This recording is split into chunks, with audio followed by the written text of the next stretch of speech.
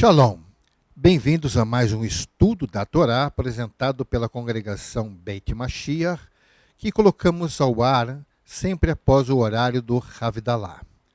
Hoje vamos tratar sobre Yom Teruah, e o assunto é a importância do toque do shofar. Vamos lá. No dia 1º do 7º mês, o Eterno nos manda celebrar o Yom Teruah, que traduzido literalmente significa dia do brado. É o dia que o Eterno nos mandou soar o shofar. O detalhe é que ele não explicou por quê, certo? Diferentemente das outras festas que nós encontramos na Torá, onde geralmente é dado o significado do porquê da celebração, o que significa cada elemento, em Yom Teruah tem apenas a ordenança de descansarmos neste dia e a orientação sobre a oferta queimada feita pelo sacerdote. O texto de Levítico 23, 24 e 25 diz assim: Fala aos filhos de Israel dizendo, no mês 7º, ao 1º do mês, tereis descanso memorial com sonido de shofar, santa convocação. Nenhum trabalho servil fareis, mas oferecereis oferta queimada ao Senhor. Bom, nós sabemos que se toca o shofar não apenas no Yom Teruah, e ele tem várias finalidades, vários objetivos no uso do toque do shofar. Vamos ver o texto que encontramos em Números, livro de Números, capítulo 10, versos 9 e 10, que diz assim: E quando na vossa terra sairdes a pelejar contra o inimigo que vos oprime, também tocareis o shofarim, retinindo, e perante o eterno vosso Deus haverá lembrança de vós, e sereis salvos de vossos inimigos. Semelhantemente, no dia da vossa alegria e nas vossas solenidades e nos princípios de vossos meses, também tocareis o shofarim sobre os vossos holocaustos, sobre os vossos sacrifícios pacíficos, e vos serão por memorial perante o vosso Deus. Eu sou o Senhor vosso Deus. Bem, no dia de Yom Teruah, nós celebramos com louvor e adoração ao Eterno e tocamos o shofar de forma tradicional. O toque do shofar é um chamamento, e como chamamento nós lembramos que somos chamados para a salvação em Yeshua e atendemos a este chamado. Portanto, sabemos que o nosso nome está escrito no livro da vida e não será apagado enquanto permanecermos fiéis ao compromisso que temos com o nosso Salvador. E assim nós declaramos sempre, porque Yeshua, o nosso Messias, morreu por nós e se levantou dentre os mortos, nós agora podemos dizer, Lechaim olam katavnu. Nós temos sido inscritos no livro da vida para sempre. Pelo menos é o que se espera em toda celebração messiânica, sempre terminarmos com esta frase. Por quê? Porque nós não dependemos desta data para que o nosso nome seja inscrito no livro da vida. Nós teremos o nome registrado lá, no momento em que Yeshua operar a limpeza geral do nosso espírito, nos livrando de toda a culpa do pecado. Bem, como memorial, o toque do shofar nos lembra de esquecer de nós mesmos e lembrar de Deus, colocando a sua agenda, a agenda do nosso Deus, em primeiro lugar nas nossas mentes.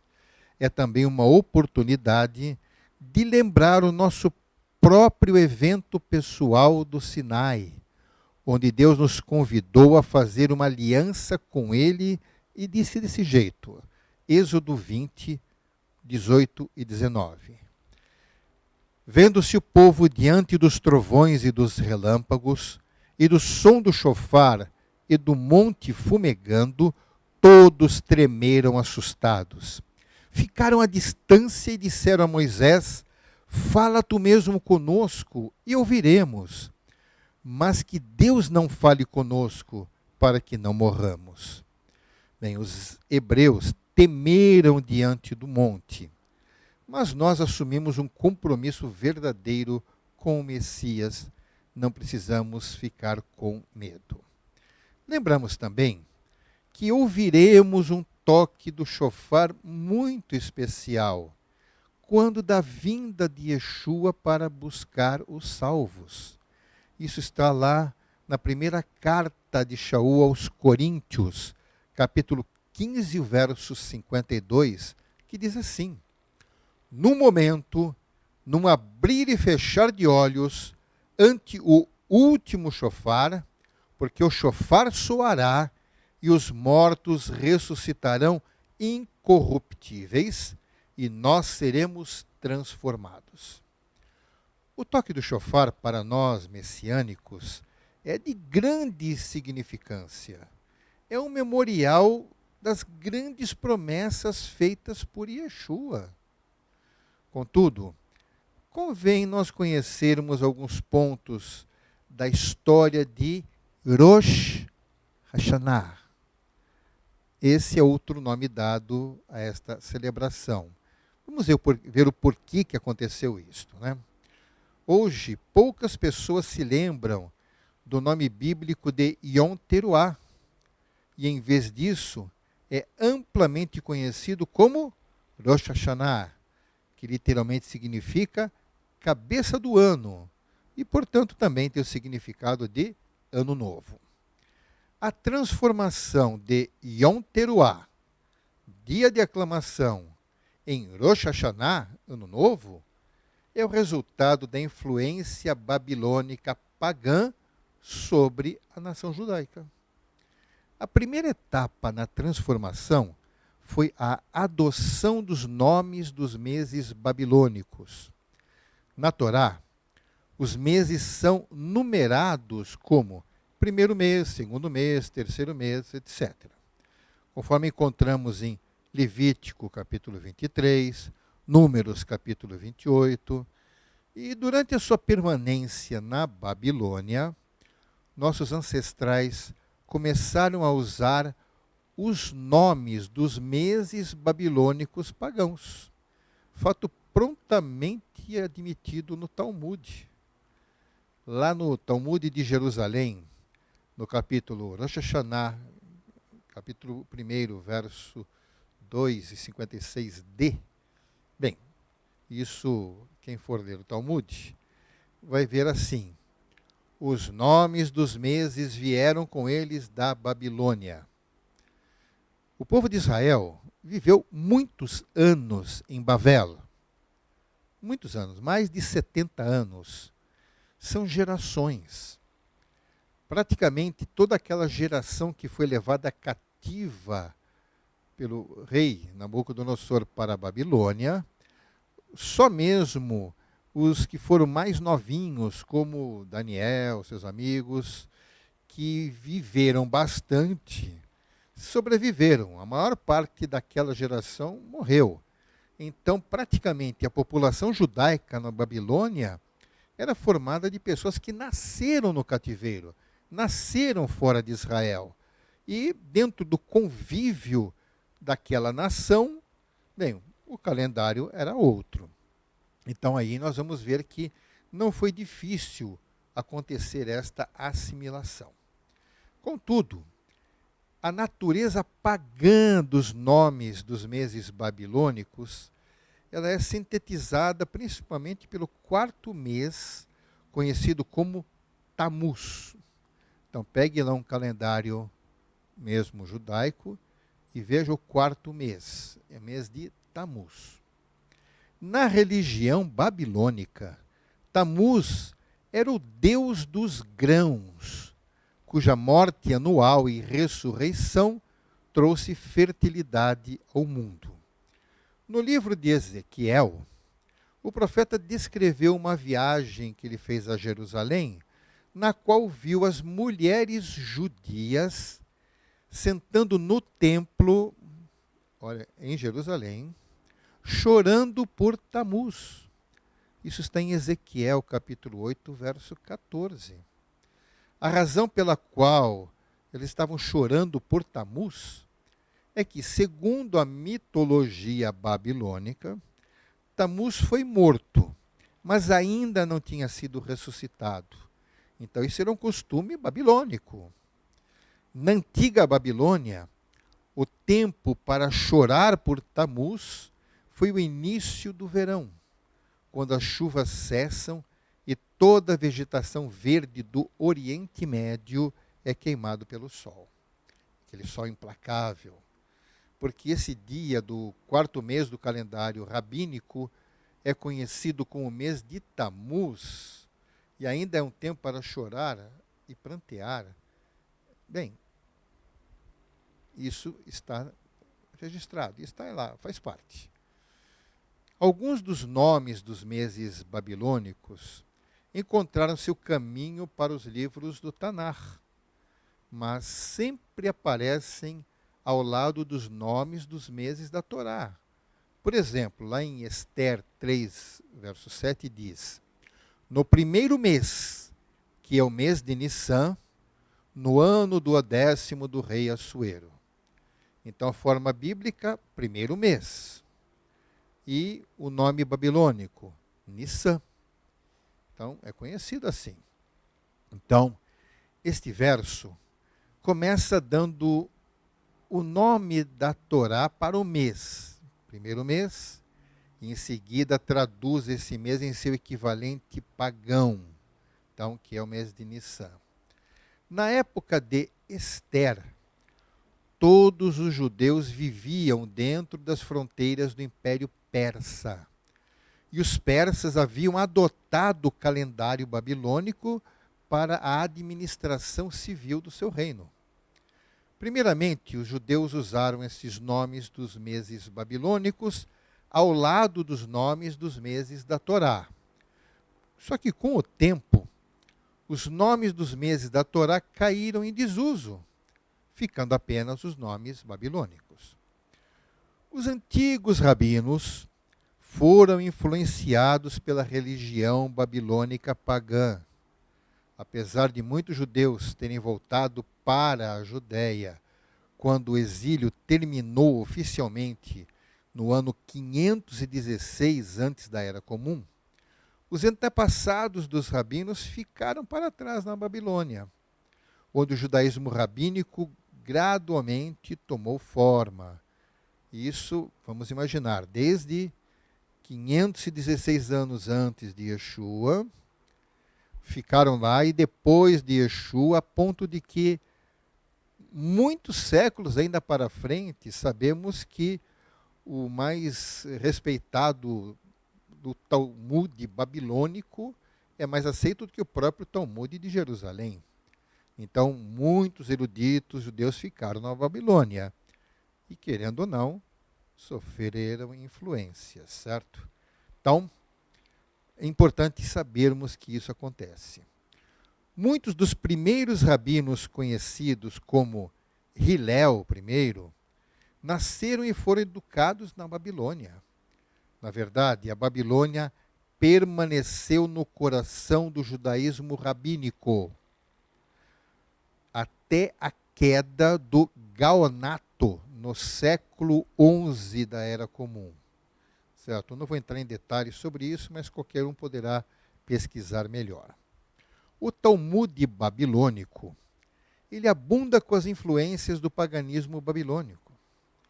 Na verdade, até mesmo divindades pagãs aparecem no Talmud, reciclados como anjos judeus e demônios. Um campo de influência religiosa babilônica era na observância do Yom Teruah como celebração de Ano Novo. Desde tempos muito antigos, os babilônios tinham o calendário deles era o luno solar. muito parecido com o calendário bíblico. O resultado foi que Yom Teruá caiu no mesmo dia do Festival de Ano Novo Babilônico, que é o Festival de Aquito. O Aquito caiu no primeiro dia de Tishrei, que coincidiu com Yom Teruá no primeiro dia do mês sétimo. Quando os judeus começaram a chamar o sétimo mês pelo nome babilônico Tishrei, ele abriu caminho para transformar Yom Teruá em um Aquito judaico. Ao mesmo tempo, os rabinos não quiseram adotar Aquito clara e definitivamente para eles. Eles judaizaram, mudando o nome do Yom Teruá, que significa dia dobrado, para Rosh Hashanah, Ano Novo. O termo Rosh Hashanah, obviamente, está em hebraico. O fato de que a Torá não ter dado uma razão para Yom Teruá, sem dúvida nenhuma, tornou mais fácil para os rabinos proclamarem no Ano Novo Judaico, certo? Já que não havia nenhum argumento mais forte, eles adotaram, mas a influência foi totalmente babilônica. É completamente estranho celebrar Yom Teruá como Ano Novo. Este festival bíblico cai no primeiro dia do mês sétimo. No entanto, no contexto da cultura babilônica, isto era perfeitamente natural, certo? Os babilônios, na verdade, celebram o Aquito, ou seja, o ano novo deles, 2 vezes por ano. Uma vez no primeiro dia de Tishrei e novamente 6 meses depois, no primeiro dia de Nissan. Então é uma coisa parecida com o que foi adotada, né? Então a primeira celebração da Babilônia, o primeiro Aquito, coincidiu com Yom Teruá, e o segundo Aquito coincidiu com o Ano Novo Real, na Torá, no primeiro dia do primeiro mês. Enquanto os rabinos proclamam Yom Teruá para ser o Ano Novo, eles ainda reconhecem que o primeiro dia do primeiro mês na Torá foi, como o próprio nome indica, também um ano novo. Eles mal podiam negar isso, já que temos base em Êxodo 12, verso 2, que diz dessa forma: Este mês será para vós o princípio dos meses. Ele é o primeiro dos meses do ano. Então ele estava se referindo a o mês de Nissan, ou no caso, Aviv. Mas não vou entrar tantos em detalhes sobre isto. Mas, na Bíblia, em Êxodo, quando celebramos o Pêssar, aquele é o primeiro mês, que, como diz o texto, é o primeiro dos meses do ano. Bom, o contexto deste verso fala sobre a celebração da festa dos pães ázimos, certo? Que cai no primeiro mês. À luz desse verso, os rabinos não podiam negar que o primeiro dia do primeiro mês é um ano novo bíblico. Mas no contexto atual, ou seja, o contexto cultural da Babilônia, onde Aquito foi celebrado como o ano novo 2 vezes por ano, faz todo sentido que Yom Teruá possa ser um segundo ano novo, embora fosse no sétimo mês. Em contraste com o paganismo babilônico, a Torá não diz nem sugere que Yom Teruá tenha algo a ver com o ano novo. Pelo contrário, a festa de Sukkot, que é a festa dos tabernáculos, que ocorre exatamente 2 semanas após o Yom Teruá, é referido em um verso como o a sair do ano. Êxodo 23, verso 16.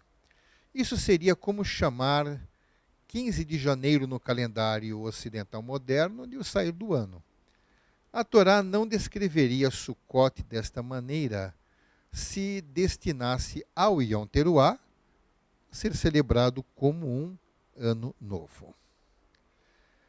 Bem, irmãos, apesar de todo esse aspecto histórico, nós temos que respeitar os aspectos da tradição cultural judaica.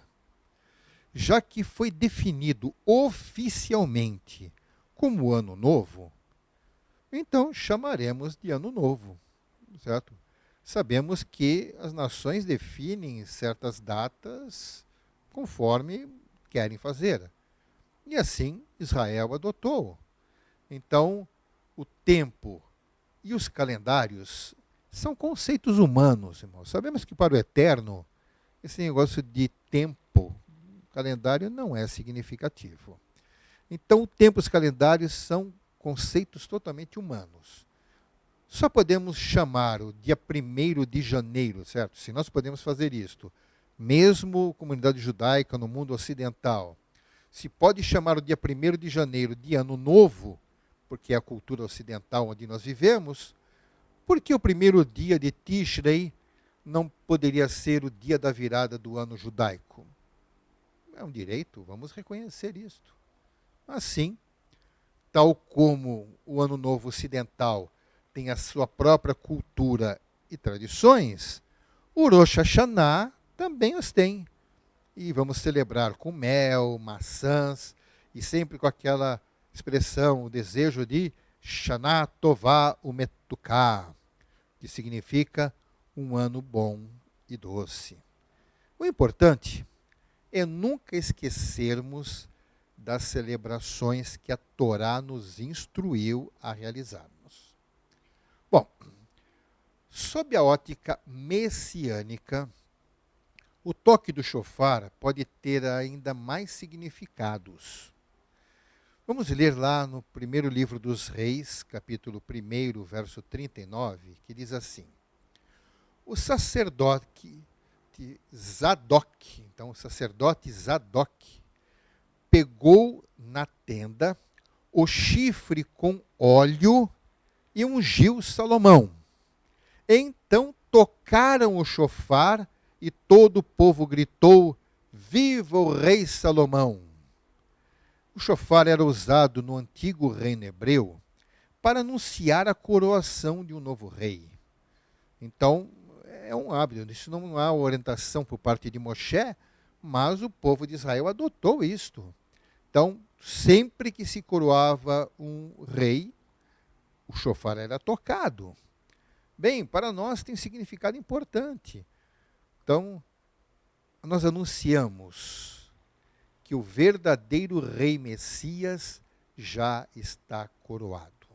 Para nós isso é importante. Então vamos ver lá Apocalipse 19, verso 16, que diz assim: em seu manto e em sua coxa está escrito um nome: Rei dos Reis e Senhor dos Senhores. Irmãos, Yeshua está coroado, então que se toque shofar.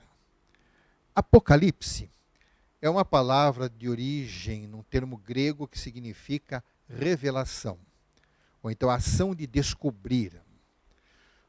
No livro está escrito que Yohanan, então João, ouviu uma voz como a voz de um som do shofar. Está lá em Apocalipse 1, verso 10, que diz assim: no dia do Senhor, achei-me no espírito, e ouvi por trás de mim uma voz forte como de shofar. Não sei descrever como seria uma voz, mas foi assim que ele identificou. Então, ao som semelhante ao shofar, Yohanan recebeu a revelação de informações importantíssimas sobre os últimos tempos. O shofar, no livro da Revelação, também anuncia o juízo do Eterno contra o nosso planeta. Apocalipse 8,6 diz assim: então os 7 anjos que tinham os 7 shofarim prepararam-se para tocá-las. Então assim, cada um que tocava, é só ler na sequência, ele fazia com que uma catástrofe ocorresse na Terra. Então, o chofar anunciando calamidades para o nosso planeta. Não menos interessante, à medida que nós olhamos para Deus e damos nossa atenção a Ele, nós ficamos mais sintonizados com a sua agenda. Deus tem propósitos e planos que Ele está realizando em nossos dias, irmãos. E Ele está procurando por aqueles que trabalharão com Ele. Precisamos buscar a face de Deus para ouvir suas instruções. Essas instruções que nós temos que receber. E entender sua palavra para o mundo destes tempos. Deus está nos chamando, irmãos, para sermos sopradores do seu chofar neste mundo, transmitindo a sua palavra. Do mesmo jeito que o povo hebreu sabia que quando se tocava o chofar, de alguma certa forma, isso significava alguma coisa, chamava-se as pessoas, nós temos que anunciar como um brado, como se estivéssemos tocando o chofar, para que o mundo ouça a respeito de Yeshua e sua mensagem.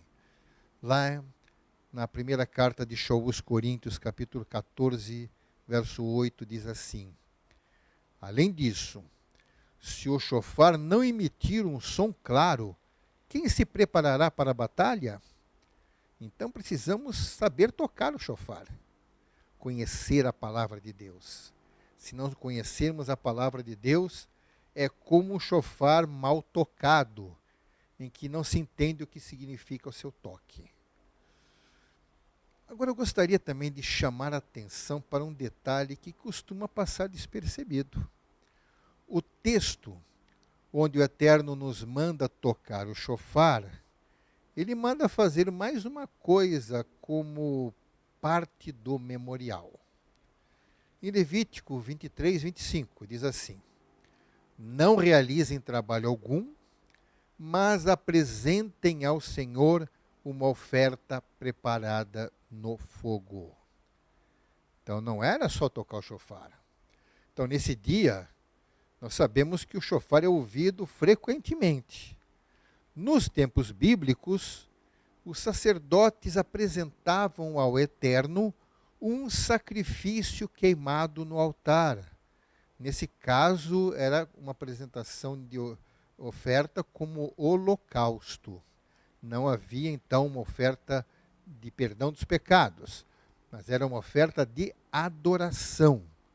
Um cordeiro ofertado da mesma maneira como Yeshua ofertou-se a si mesmo. Como é um memorial, vamos lembrar também desta oferta. Em Yeshua, ofertamos o nosso louvor e adoração. Ainda hoje, estamos tocando o chofar, mas haverá um dia em que nós vamos ouvir o toque do chofar pela última vez. Está lá em 1 aos Coríntios, capítulo 15, versos 51 e 52, diz assim: eis que eu lhes digo um mistério. Nem todos dormiremos, mas todos seremos transformados, num momento, num abrir e fechar de olhos, ao som do último chofar. Pois o chofar soará, os mortos ressuscitarão incorruptíveis e nós seremos transformados. Neste grande evento, será decretado então o último toque, o grande e derradeiro toque que tanto desejamos ouvir. Nunca mais precisaremos fazer um memorial, pois a vida com o nosso Deus dispensará qualquer recordação. Assim, nunca será sem sentido celebrarmos o que o Eterno nos ordena. Celebraremos Yom Teruah com alegria. E mesmo assim, desejo a todos Shana Tová Umetuká.